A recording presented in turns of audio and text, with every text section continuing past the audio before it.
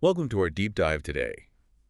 We're going to be exploring a chapter that lays out a pretty bold vision for the future of American energy and science. Oh, cool. It's called American Energy and Science Dominance, Oh, okay. and it's from a 2025 conservative policy blueprint titled Mandate for Leadership, the Conservative Promise. Interesting. So this blueprint's pretty fascinating because it's not just theoretical. Yeah. It outlines concrete steps that a future administration could take, Mm-hmm.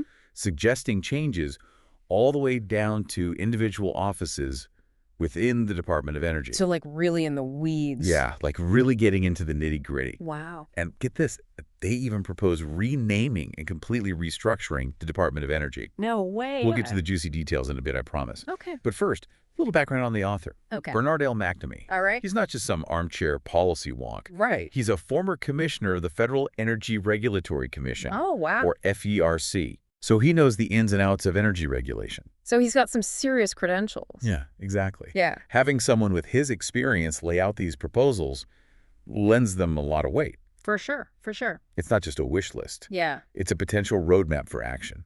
I see. So ready to explore McNamee's view of the American energy landscape. Yeah. Let's do it. Remember just a few years back when the U.S. was celebrating energy independence? Yeah. We weren't relying on other countries for our energy needs. Right. We were producing enough to meet our own demands. Well, according to McNamee, we're smack dab in the middle of a whole new energy crisis. A new energy crisis. Wow. How does he see that happening? And what's interesting is Yeah. he argues it's not because we lack resources. Hmm. The U.S. has plenty of energy resources right here at home. Yeah, I mean, that's true. We've got oil, natural gas, renewables. McNamee claims the real problem lies in what he calls extreme green policies. Extreme green policies. So is he talking about policies aimed at addressing climate change? Okay, so here's where things get interesting. All right. McNamee argues that policies aimed at combating climate change and promoting ESG principles. ESG, environmental, social, and governance factor. Right, those factors that companies are increasingly being judged on. Yeah. He says they've actually backfired. Oh. He says they've led to energy scarcity, higher prices, and even increased dependence on countries like China for our energy needs. So he's saying these well-intentioned policies are having the opposite effect. Yeah, he uses some pretty strong language to drive his point home. Oh, really? Like what? He refers to artificial energy scarcity. Artificial energy scarcity. And he argues that government control of energy is control of people and the economy. Wow. He's definitely not mincing words. He's painting a stark picture of what he sees as the downsides of these policies. Yeah, it sounds like he's laying the groundwork for a pretty significant shift in our approach to energy. And he's particularly concerned about things like bans on oil and natural gas production, and what he sees as a move towards nationalizing the electric grid. So he sees those as threats to our energy independence. He seems to believe that by limiting our energy options, the government is gaining more and more control over our lives.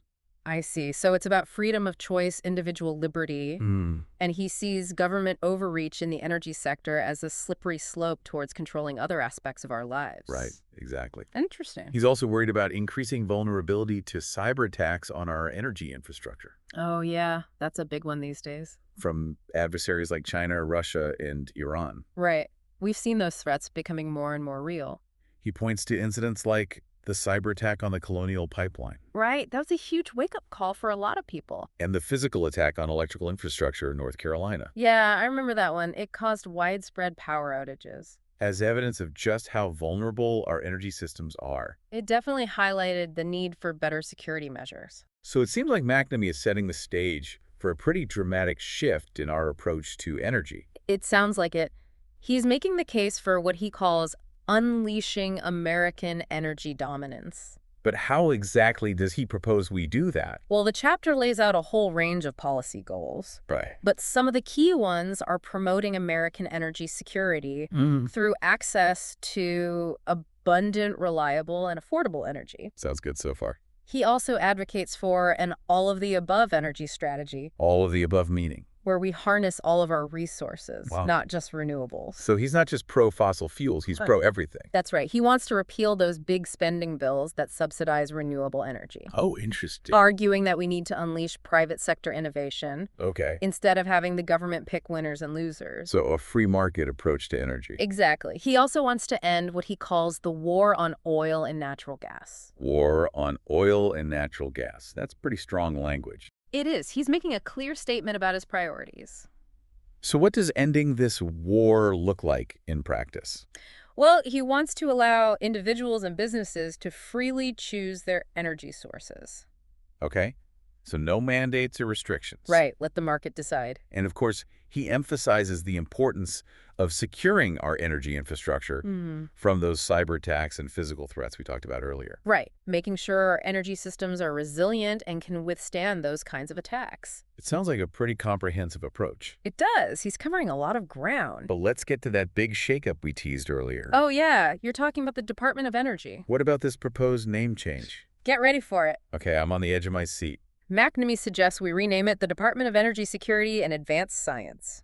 Wow. Okay, so long. Bordeaux's for short. D says. Yeah, It's a mouthful, isn't it? it is. But I guess it gets the point across. Definitely. And it's not just about a name change. Right. It's about a fundamental shift in priorities. Okay, so more than just a cosmetic change. Exactly. McNamee wants to move away from the government picking winners and losers when it comes to energy resources. Instead, he wants to put the focus squarely on energy security and advanced scientific research. Energy security and advanced scientific research. Okay. Okay, so DSAS, what would this new department actually do? Well, according to McNamee, it would have 5 core missions. 5 core missions. All right, lay them on me. Leading on energy security and related national security issues. Number 1, energy security check. Promoting U.S. energy economic interests abroad. Okay, so kind of like energy diplomacy. Exactly. Using energy as a tool to advance our interests on the global stage. Interesting. What's number 3? Leading in cutting-edge scientific advancements. So pushing the boundaries of science and technology. Making sure the U.S. stays at the forefront of innovation. Right, makes sense. What else? Cleaning up former nuclear sites. Ah, yes. The legacy of the Manhattan Project and the Cold War. Exactly. We've got a lot of radioactive waste to deal with. That's a big one. And finally, number 5. Developing new nuclear weapons and naval nuclear reactors. So maintaining and modernizing our nuclear capabilities. Right, ensuring we have a strong nuclear deterrent. Quite a range of responsibilities. It is a very diverse portfolio. It sounds like DSAS would have its hands full just dealing with all these energy-related issues. Definitely. And that's just the tip of the iceberg. I bet. But this chapter goes into a lot of detail. It does. It gets really specific about how all of this would work in practice. So does McNamee lay out specific examples? Oh, yeah. Tons of them. He talks about specific offices within DSAS, what their roles would be, how they'd be restructured.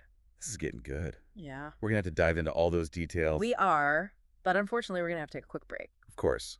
But join us in part 2, where we'll explore the specifics of how McNamee envisions DSAS tackling these ambitious goals. It's going to be a wild ride. I can't wait. See you there. So we've established that McNamee's vision for DSAS is pretty ambitious, but let's get into the specifics of how he sees this new department actually working. All right, sounds good. When it comes to energy, he highlights a few key areas of focus. Okay. What's top of mind for DSAS when it comes to energy? Well, first and foremost, DSAS would work closely with the energy industry to ensure the security of our energy infrastructure. Okay, so like hardening our systems against attack. Exactly. This includes protecting things like pipelines, power grids, and refineries from both cyber attacks and physical threats. Makes sense, especially given the vulnerabilities we discussed earlier. It sounds like McNamee is taking those threats very seriously. Absolutely. And this focus on security extends beyond our borders. Interesting. DSAS would also be tasked with assessing international energy issues that could pose a threat to U.S. national security. So kind of like energy geopolitics. Exactly. McNamee wants the U.S. to use its energy resources strategically on the world stage. I like it. Energy diplomacy. DSAS would also be responsible for promoting American energy resources abroad. Okay, so boosting our exports. Not just to boost our economy, Right. but also to strengthen relationships with allies and counter the influence of adversaries. So it's about more than just economics. It's about using energy as a tool of diplomacy. Exactly. What else is on DSAS's energy agenda? Well, McNamee recognizes that we can't just rely on our existing energy sources. We need to be looking ahead. Of course. So DSAS would be charged with pursuing cutting-edge, energy-related science and technology. So thinking about the future of energy tech, developing new materials for more efficient solar panels, That's the idea. or figuring out how to extract energy from unconventional sources, Yeah. that kind of thing. Exactly. And of course, no energy strategy would be complete without addressing the issue of nuclear waste. Right, that's a big one. So what does McNamee propose we do with all that spent nuclear fuel? He wants DSAS to take a leading role in figuring out how to safely and responsibly dispose of commercial and government-spent nuclear fuel. It's a complex challenge with long-term implications for both safety and the environment. Absolutely. Not an easy problem to solve. It sounds like DSAS would have its hands full just dealing with all these energy-related issues. Yeah, it's a lot to tackle. But this chapter goes into a lot of detail, right? It does. Yeah. McNamee lays out specific examples of how all this would work in practice. Okay, so less government intervention, more free market competition. That's the idea. Take the Office of Electricity, for example. Instead of focusing on decarbonization, McNamee wants them to prioritize the reliability and security of the electric grid above all else. So keeping the lights on takes priority over reducing carbon emissions. That seems to be the case. He also proposes some major changes to the Office of Nuclear Energy, shifting their focus away from commercialization and towards basic research and waste management. So the government lays the groundwork, but private companies take the lead when it comes to actually building things and bringing new technologies to market. Interesting approach. What about fossil fuels? Does McNamee propose any changes to how the government handles those? He does. Yeah. And they're pretty dramatic. He proposes either eliminating or significantly reducing the role of the Office of Fossil Energy and Carbon Management. This includes scaling back their work on carbon capture and storage, a technology that's seen as crucial by many for mitigating the climate impacts of fossil fuels. Wow, that's a pretty bold stance. It sounds like McNamee's really trying to shake things up, especially when it comes to those agencies focused on climate change and clean energy. Any other examples of this shakeup in action? Oh, there are plenty. He'd get rid of the Grid Deployment Office altogether and transfer its functions to the revamped Office of Cybersecurity, Energy Security, and Emergency Response, which, as we discussed, would have a much bigger role under McNamee's plan. Okay, so consolidating some of those functions, streamlining things a bit. Exactly. And he doesn't stop there. He also proposes eliminating the Office of Clean Energy demonstrations. Wow, so basically pulling the plug on government-led clean energy initiatives. Exactly. McNamee believes that the private sector should be the driving force behind energy innovation, not the government. That's a pretty consistent theme throughout his proposals. Less government involvement, more reliance on the private sector. Yeah. What about the Loan Programs Office? Any changes there? Big ones. He'd put an end to all new loans and loan guarantees with the eventual goal of shutting down the office completely. Wow, so no more government-backed loans for energy projects? Right. McNamee is very concerned about taxpayer dollars being used to back risky energy ventures, and he sees the Loan Programs Office as a prime example of government overreach. Makes sense, given his overall philosophy. And that's not all. He also wants to eliminate ARPE, the Advanced Research Projects Agency Energy. Wait, ARPAE, what exactly does that office do? ARPE is all about funding high-risk, high-reward research in the energy sector. It's kind of like the venture capital arm of the Department of Energy, investing in promising but unproven technologies. Sounds interesting. Why would McNamee want to get rid of it? He argues that it duplicates the work of other offices and that it's essentially a waste of taxpayer money. He believes that the private sector is better suited to taking on these sorts of risky ventures. Okay, so streamlining and refocusing government efforts with a heavy emphasis on minimizing risk and letting the private sector take the lead, that seems to be the overarching strategy here. Right. But we've been talking a lot about energy. What about the science dominance part of DSAS? How does McNamee envision that playing out? Well, that's where we get into some really interesting territory. McNamee believes that American science is facing some serious threats, both from foreign espionage and a misplaced focus on climate change at the expense of other important areas of research. He's particularly worried about what he sees as a decline in fundamental scientific research in the U.S. So it sounds like he's calling for a reassertion of American leadership in science, but with a different set of priorities. Less emphasis on climate change, more focus on fundamental research. Is that right? Exactly, and he has some pretty radical ideas about how to achieve that. All right, I'm intrigued. Yeah. Lay it on me. What's McNamee's grand plan for achieving science dominance? We'll have to save that for part 3, because his plan involves some major shakeups, especially when it comes to those crown jewels of American science, the national labs. All right, so we left off talking about McNamee's plans for American science dominance and how he wants to shake things up at the national labs. Yeah, those national labs are pretty impressive places. They're doing some really cutting-edge work. Absolutely. They're home to some of the brightest minds in the world. But McNamee argues that they've strayed too far from their original purpose. How so?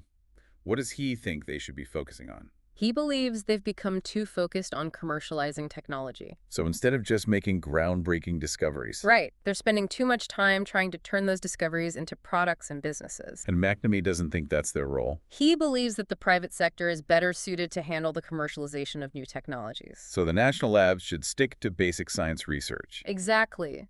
Focus on pushing the boundaries of knowledge, not worrying about bringing products to market. It's an interesting distinction, sort of a division of labor between public and private institutions. Right. Let the national labs do what they do best. Discover new things, explore the unknown. And let companies figure out how to turn those discoveries into something profitable. Precisely. So that's his plan for the national labs. Right. What else does he have in mind for achieving American science dominance? Well, he wants to streamline the entire federal science bureaucracy. Streamline, meaning He calls for a comprehensive government-wide assessment of all the various science agencies. so taking stock of everything that's out there. Exactly. Figure out what we have, what we need, and eliminate any redundancy. Make sure everyone's on the same page, working towards the same goals. Exactly. Align our scientific efforts with our national priorities. Sounds like a pretty big undertaking. It would be. But McNamee believes it's necessary to ensure American leadership in science and technology. Okay, so assess and consolidate. What else is on his agenda? He also wants to increase accountability Accountability of whom? of the national labs to both the Secretary of Energy and to Congress. So more oversight, more transparency. Exactly. Taxpayers deserve to know how their money is being spent and what results are being achieved. Makes sense. All right, so we've covered energy, we've covered science. Anything else we need to discuss? Well, there are a couple of other areas that McNamee touches on. Okay, what are those? Nuclear remediation and the National Nuclear Security Administration. Nuclear remediation. That sounds familiar. What is that exactly? It's the process of cleaning up radioactive waste from things like nuclear weapons production and nuclear power plants. Oh, right. The legacy of the Manhattan Project and the Cold War. That's a huge issue, isn't it? It is. There are a lot of contaminated sites around the country, and cleaning them up is a complex and expensive undertaking. So what does McNamee propose we do about it? He wants DSAS to make it a top priority. He believes we need to accelerate the cleanup process, and he thinks we can do that by embracing new technologies and approaches. So more innovation, more urgency when it comes to nuclear cleanup. Exactly. And he has a specific idea about how to make that happen. I'm listening. He wants to increase the role of the private sector in managing and disposing of civilian nuclear waste. So instead of just the government handling it all. Right. Bring in private companies. Let them compete. And hopefully come up with more efficient and cost-effective solutions. So a more market-driven approach to nuclear waste management. Interesting. What about the National Nuclear Security Administration? What's their role in all of this? The NNSA is all about ensuring the safety and reliability of our nuclear weapons stockpile. They're the folks who make sure our nuclear deterrent remains credible. It's basically making sure our nukes still work if we ever need them. That's putting it bluntly, but yes. And McNamee is very clear about the importance of modernizing our nuclear arsenal. Modernizing, meaning? Developing new warheads, Yep. upgrading facilities, ensuring that we have the capability to deter any potential adversary. It's a sobering thought, but I understand his concern. We do live in a dangerous world. Absolutely. And McNamee believes that a strong nuclear deterrent is essential for maintaining peace and security. So it sounds like McNamee's vision is all about strength dominance and self-reliance Yeah, when it comes to both energy and national security. that's a good summary. He's laying out a vision for a future where the U.S. is completely energy independent, a global leader in scientific innovation, and equipped with a state-of-the-art nuclear deterrent. It's a bold vision, for sure. It is, and it's definitely sparked a lot of debate. Would restructuring the Department of Energy really unleash American energy and science dominance, as McNamee claims?